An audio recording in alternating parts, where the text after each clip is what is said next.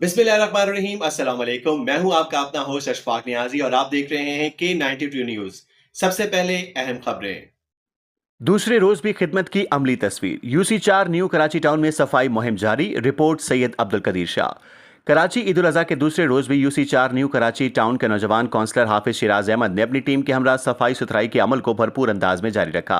कुर्बानी के जानवरों की आलाइशों और बाकियात को गली मोहल्लों से बर वक्त उठवाकर इलाका मकीनों को ताफुन, बदबू और मुख्तलिफ बीमारियों से महफूज रखने के लिए अमली इकदाम किए गए। ईद के मौके पर जहां अक्सर लोग अपने घरों में मसरूफ दिखाई देते हैं, वहीं हाफिज शिराज अहमद अपनी टीम और सफाई अमले के साथ मुख्तलिफ इलाकों में मौजूद रहे और सफाई के काम की खुद निगरानी करते रहे।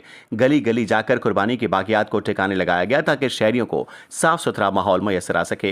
इलाका मकीनों ने हाफिज शिराज अहमद की इस अमली खिदमत को सराहते हुए कहा कि हकीकी क़यादत वही होती है जो मुश्किल वक्त में आवाम के दरमियान मौजूद रहे। अवामी हलकों का कहना था कि हाफिज शिराज अहमद ने साबित किया है कि नुमाइंदगी सिर्फ दावों और वादों का नाम नहीं बल्कि अमली खिदमत और अवामी मसाइल के हल का नाम है। इस मौके पर हाफिज शिराज अहमद का कहना था कि ईद की खुशियों को दोबारा बनाने के लिए सफाई सुथराई इंतहाई ज़रूरी है और इनकी पूरी कोशिश है कि यूसी 4 की आवाम को साफ, महफूज और सेहतमंद माहौल फराहम किया जाए।